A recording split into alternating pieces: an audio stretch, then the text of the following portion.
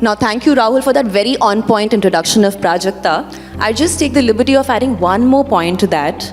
I'm sharing the stage here with the only Indian creator who has featured on the Time magazine's 100 creators list. This is a global one, guys, and a big, big moment. So please give her a big round of applause. Thank you. You're very kind. Hello, everybody. Good evening. I'm very happy to be here. Now, Prajakta, you started off as a radio jockey. Of course, you got fame as That would be a stretch. I struggled as a radio jockey, barely made it. I started as a radio intern. Let's stay there. Okay, so the radio was your first platform, and then, of course, you got fame as a content creator and an influencer. But you are many things. You are an author, you're an actor, you're also UN climate champion. So if I have to ask you to give an introduction, or maybe a one-line intro to someone who possibly is living under a rock and doesn't know you, what would you choose? What profession? I think I would just choose being a creator, because that kind of covers a lot of these other aspects, because I feel very happy that I get to be a creator in today's time and age where that's just my friend, okay. Where everyone is, every job kind of has now become this melting pot, right? Like the lines have gotten very blurry. So I feel very happy that I got to be a creator today. So I think I'll stick with that. Now influencers and comedy sort of go hand in hand. And you nailed it when you started off your journey as mostly sane. I think everyone or most of us in the audience want to see more of Montu, to be honest. And then, of course, you hosted this show called Indian Comedy Premium League. But I've noticed that you kind of stayed away from that provocative comedy, or that comedy which is laced with a lot of abuses, which has sort of landed in trouble a lot of influencers of late, like Ranveer or Samay. Was that a conscious decision always to kind of keep your comedy clean? Not at all. Actually, honestly, when I started off, I had absolutely no clue what I was doing. So there is no way I could have made a conscious decision. I think also the fact that the internet kind of gives you that liberty and that space and time to kind of try again and see what works, what doesn't work, kind of landed me in the content space that I am in right now. When it came to making content, and again, this is a very personal view, I've always thought that each creator has a very different journey, they have a very different story, they have a very different motivation for telling every story. And they come from their own places. For me, honestly, this was the most comfortable way of making content, and this was the space that I wanted to be in. So when I did see that everything, whatever I was putting out every now and then kind of did better, and then I kind of built on that. So as much as I met my audience halfway with content, I also worked on engagement from their side to understand what's actually working for them and what not. So I think together my audience and I kind of made this zone ours, but no conscious decision at all, no. Now, of course, you're an established brand now, but would you say that being an influencer is easy? Because literally every second person I know thinks that, tomorrow I'll start posting some videos, I'll get a lot of followers, I'll become a brand, brands will come to me, and then I can happily quit my 9-to-5 job. But it's true. It's true? You think And anybody isn't it can do great? that? I think so. I think that is what has made India the kind of digital icon that we are in the world right now. There is a reason why everybody wants a piece of us. There's a reason why everybody wants to come here. Dude, the other day, I'm seeing these Polish creators make content with an Indian flag around them. And I was like, wow, because they know that the biggest audience pull today, the people who have accessible, affordable internet in almost each and every corner of our country, are on Instagram, are on YouTube, and this is a market that everybody wants. So I think that this market has also become this big, not only because of the consumers, but also because of the creators. The more creators we got on the board, the more seriously brands started taking creators in general. The fact that when I started off, I remember when I used to talk to my friends who used to work in marketing and stuff like that, they would say, we're working with 2 and 3% budget for digital marketing. Today, more than 40 to 60% of the budget for every brand is kind of only digital. Nobody's spending money in TV, nobody's spending money on hoardings as much as they will pay a creator who will give you targeted reach and ROI for what you want. So it's great. It's because of everyone thinking that it's that power that the internet gives you to not wait for an opportunity to come to you, but you kind of do it for yourself, and then it works for some. There are lovely stories about creators coming out from different parts of our country that we would have never had the pleasure to know about or follow. But now we know that, and it's very affirming for me as a creator now for more than a decade that I get to be a part of this economy where people, it's actually lucrative, it's actually a money making thing. It's not something कि अच्छा चले जा रहा है पता नहीं क्या होगा नहीं होगा, घर खरीदे जा रहे हैं, गाड़ियाँ खरीदी जा रही हैं, इन्वेस्टमेंट्स हो रहे हैं और होने भी चाहिए. So I think it's great. You know, that's a ray of hope coming from Prajakta for all of us who think we can become influencers. That's great. But you know, you are on the other side. And you know, this is unlike any other profession where, you know, your followers who perhaps like your posts are also competing to become influencers in their own right. So how difficult is it to actually keep that standard, keep that brand alive and be distinct? It's a lot of hard work. Now, when I say that, of course you can be a creator, I don't mean that it comes easy to any of us. And anyone who's here, who's tried making content consistently as a job knows what I mean. When you start off, it's an extremely isolating process. You have, and no matter when you start, I mean, I started 10 years ago, you could start today and you'll still have no clue how to go about this. I think it's such a roller coaster of a job, and there's no blueprint. It's not like anybody knows exactly what they're doing. We're all kind of winging it. We're all learning. Like, times are changing, platforms are changing, the audience is changing, consumption patterns are changing. So you kind of just learn on the go. But having said that, I lost my train of thought. What was the question? How difficult is it to keep it's your very brand? no हाँ वो तो है ही. So having said that, मैं ये नहीं कहना चाह रही हूँ कि जितने लोग कर रहे हैं सबके लिए बड़ा आसान है आज. It's not that easy. Yes, there is a lot of the community of creators is huge today, so it will take you some time to kind of find what works for you, find your footing, and then keep going forward. But anyone who wants to start today, that's what I tell them, that yes, there's a lot of creators in the community, but imagine how many more consumers there are. Everything has an audience today, and I love that the internet has kind of taken all boundaries away. There's nothing that's off limits for you to watch or consume anymore. So it's difficult. I don't think if you want, again, in my opinion, I don't think that if you wanted to be a full-on lucrative brand, you can do it as a hobby. I don't think you can do it on the side. You can begin on the side, but eventually it has to become your full-time job. So you have to go all out. You know, it's either 100%, this or nothing. 100%. It's a business, na? It's like any startup. आपका investment इसमें ये होता है कि चलो you are putting your ideas, you are putting your time, you are putting whatever money you have into building your your team or whatever, and then it's just that you try making things and you keep building on it. It's like, if you really break it down, not that I have a lot of business knowledge and stuff, but I'm guessing that if you had to start a startup, it wouldn't be that difficult. It wouldn't be that different from being a creator where you're building your own brand. So as long as you look at it from that point of view, I think you're fine. No, but there's also this other challenge of Instagram constantly changing its algorithm.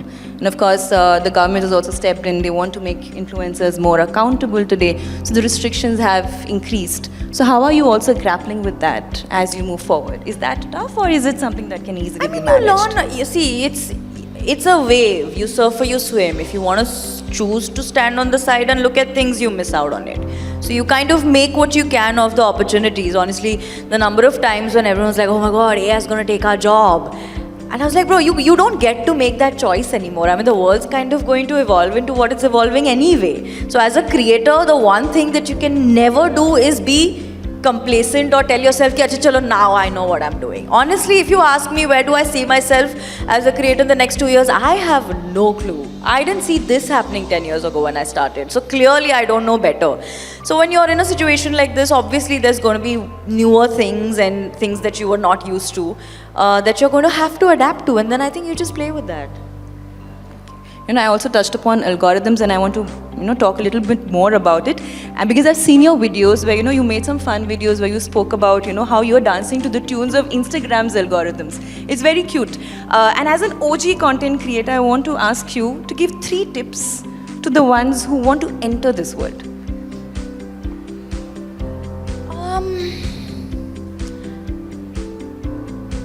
Wow, 3? I think there is no, and it's cliche, but honestly, it's the one thing that's worked for me so well. There is no alternative to working hard. There's no alternative to showing up every day and kind of being there. Some days it gets very difficult. You're standing on very thin ice with yourself where you're like, what am I doing with my life? None of this is working. Nobody cares about me. And then there'll be that one piece of content that gives you everything that you have been waiting for. And then suddenly it'll all be taken away from you because your next 3 things didn't work. So the only thing, so number 1, work hard. Number 2, please be okay with uncertainty when it comes to this platform. Nobody knows. I have sat down with many platforms that had many conversations. Even they don't know how this is going, honestly. None of us know what we are doing, so you're fine. And number 3, always know that the audience is so much smarter than you are. Always. And that doesn't mean you let them bully you or you kind of listen to every single good, bad, ugly thing they have to say. But always know that you are never, as a creator, in a position to fool your audience or to take them on a ride. They always know. You also touched upon AI, and everybody today thinks that AI is after all our jobs. And AI has interestingly got into the influencer space as well. We're actually seeing AI-led influencers. Yeah. Do you think that's going to become really big in future, and you're going to see like a 50-50 breakup of real influencers and AI influencers? I have no clue. I do not know. Who knows? It could be 50-50, it could be 70-30, who knows? It all depends on the audience. See potential? I mean, do you think AI influencers can actually become bigger than... I'm guessing. Honestly, I am, as someone who's been in this space for so long, I really don't know what's a sure shot win anymore. Because if any of us knew how to make a video viral, every picture or every video of ours would be viral. I don't think any of us know that.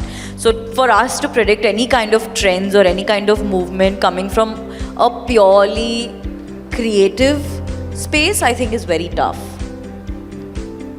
Because we are also our audience, which is largely into advertising. I have to come to advertising now.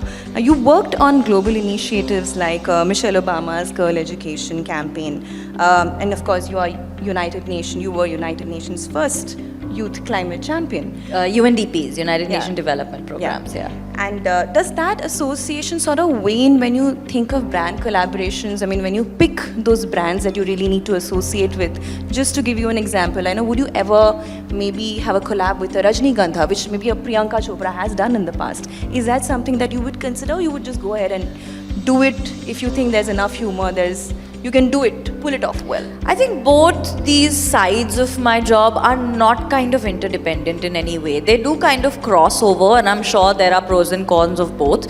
But I don't think in the position that I am in ever when it comes to brand work, any of this kind of weighs in.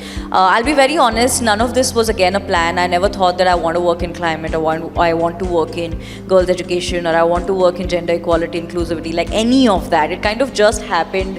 One conversation another, the domino kind of kept falling, and I happened to be in a position where amazing partners like the Bill and Melinda Gates Foundation, the Obama Foundation, or UNDP, or the UN, or YouTube kind of put me in that place where they were like, hey, you know what, why don't you? So I just happened to be in these places where collaborations worked very well for me, where I spoke about issues that were socially relevant to my audience and me. But when it comes to brands, I think either ways it is something that, like, you could do a brand today as a creator, but you know that it's going to affect your brand for the rest of its time online. So that's a very conscious call that I take. There are certain things that if I don't, how do I sell Rajnigandha if I'm not eating it? You know what I mean? The most story I have around Rajnigandha is मेरे नाना जी खाते थे भाई, तो मुझे उसकी smell पता है कैसी है. That reminds me of him. But beyond that, I have no story to tell for that.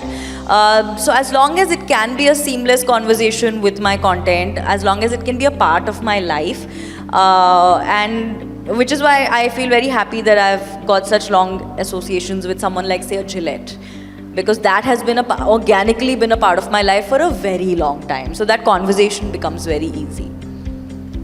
And another thing I think that we are noticing of late is a lot of influencers are launching their own brands. I think Kusha just came up with Underneath, and very smartly at that. you also launched your own merchandise. I mean, this is 2-3 years ago, I remember. I actually partnered with a brand that was already there. Yeah, so that happened. I want to know if in future, in the near future, maybe this year or next, do you actually plan to launch a specific brand under your name? Not really. I don't think I'm very good at the business side of things. I mean, I could have sold more things in my merch, but I don't have the sensibility to kind of put my brain into getting that done. But while I didn't kind of sell that many t-shirts, I did end up selling a lot of books. So I think we just all have to find what works for us. I have a team that's very, very good at business, but at the end, I think we'll see if there's anything that I can. But as of now, I'm very happy with like content and writing. Another business question for you. What are the different streams of revenues for influencers today? You have pay-per-view, which comes through AdSense on YouTube. You get money from brands. If you write a book, then you get royalties from that. If you have a merch brand, if you have your own merch, then you get royalties from that. If you partner up and start your own things, then that's a whole new business that happens on its own. I know a lot of creators who are also into making their own makeup. I think Mrunal, who has Mrucha Beauty, right? Mrunal, right? I'm not saying her name wrong. Yes, I love her. So I think she started a whole ass makeup brand and slowly doing great. So these are the things that we know of as of now in my experience. But there is literally nothing that is on paper right or wrong when it comes to being a creator. Every door kind of opens into a new stream, and then there are multiple collaborations that can happen. So there is no set combination that works. I think it's many opportunities of making money. We generally feel that it's a great time to be an influencer today. But I know you are not into predictions. But 10 years from now, do you feel this influencer community will thrive, considering that today we're facing a lot of problems with influencers by kind of endorsing multiple competing brands? That authenticity, that personalized review comment is kind of missing, I feel. And also the question of fake likes, fake followers has been chasing us for a while now. So do you think this is something that can be solved, or despite that the community is going to thrive? I think despite that the community is going to thrive, because like I said, your audience is very, very smart. I mean, you could do the whole fake lives and fake likes and fake comments and trying to rig your way through it, but eventually it's going to get called out, and it is being called out. There's a lot of creators who get called out for not being honest. So I think again it's a whole ecosystem. So there's always going to be all different sides of this business that are going to come up. So I think it's still going to thrive. Yeah. I'd like to read out a message that you shared after you were, of course, on that list of Time Magazine 100 creator list. You spoke about thank you to 21-year-old Prajakta who dove headfirst into storytelling as a creator with no plan, no prep, no roadmap, just heart, just instinct and just love for stories. Now, many years later, of course, you have a bigger team, you have a bigger persona.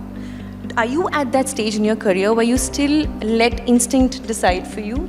Or are you very judicious and very careful about, what you're going to do next? I have to depend on instinct, because it's gotten me opportunities and it's given me fake courage to do things that I generally would not opt for. I have done things that I found extremely daunting and challenging just because I had a hunch that maybe this could be a good idea. So I do lean a lot on instinct when it comes to me. And then I just happen to have a very, very touchwood equipped team who has the brains. So I'm kind of sorted there. Because you said you lean on instinct, I would love to hear an example. A hilarious one or something that landed you into trouble. Trouble? Anything that you were not very happy about doing after your instinct told you to.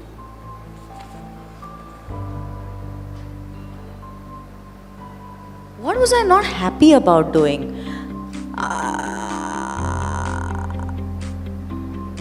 I have one thing, but I can't tell you that. there's too many people in charge who are in the room today. So I wouldn't want that information to be out. But every time that something has not worked, I've actually kind of learned to, again, there's no formal training that any of us have for this, right? So ऐसे ही गिर पड़ के ही समझे सारे एक एक करके कि चलो ऐसा अगली बारी नहीं करना है. So that is the only thing. But I nothing huge though, nothing major. And one last question, because we have exactly 8 seconds to go. Now, influencers are becoming celebrities, and you are a great example of that. You've crossed that threshold of YouTube and Instagram, and you literally, got into the silver screen as well. Now you've written books. You're an actor. One book. Yeah, you're right. Just one. Are you writing another? I am working on the second one, but it's not written yet. Oh, okay. So, author, you're an actor. What is the next frontier? I don't know. I mean, I don't think that I would write and publish a book so early. So I guess I'm just putting this out that if anyone wants to take the rights to my book and make a movie about it, I'm open. So maybe creative producer. That's the next route we take. Super. We're looking forward to that and hope there's someone in the audience who can actually take that forward. Perfect. Thank you so much, Prajakta. It was a pleasure talking. Thank you so much. Thank you, everybody. Thank you.